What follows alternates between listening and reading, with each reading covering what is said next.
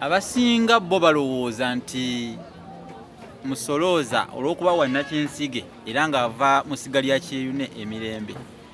Edda baaliyitanga ssiga kituufu naye nga kati ate Kyeyune Emirembe wa Kasolya era nga akulira abannakinsige.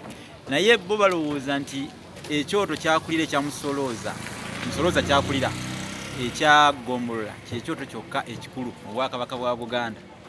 Waliwo ekyoto ekirala ekikulu mu Bwakabaka bwa Buganda kyenjagadde okubategeeza kuba kiyita ekyoto eky'emmanju mu lubiri lwa Kabaka.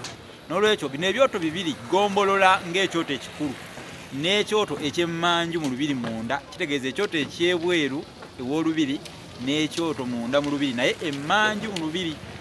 Ebyoto bino bibiri bye bivunaanyizibwa okwaka obutazikira. N'olwekyo bano nabo balina okukola obuvunaanyizibwa bwabwe okulaba nti tebizikira. Ye Musolooza avunaanyizibwa ku kyoto kya Kabaka ekiyitibwa Ggombolola. Ekyo kibeera ku wankaaki w'olubiri lwa Ssaabasajja Kabaka wa Buganda.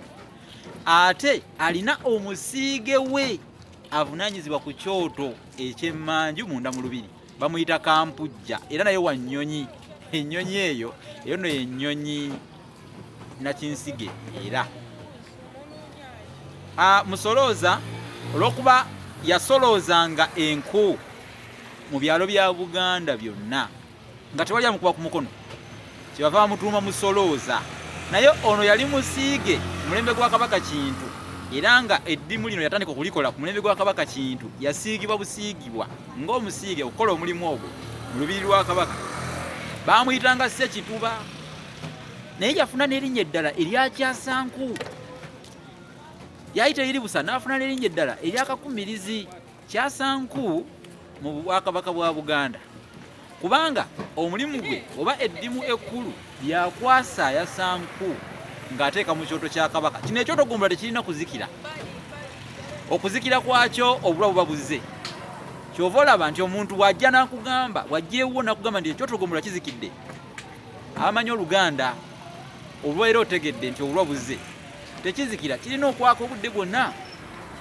Era abantu abakyalanga ku kibuga kya Kabaka bwe baddangayo mu byalo ewaabwe bababuuzanga nti e Buganda mirembe, ng'onaddamu nti gwaka oba si kyo ng'agamba nti e Buganda mirembe, kubanga ekyoto ekyo kyayakanga olubeerera era entakera awatali kuzikira.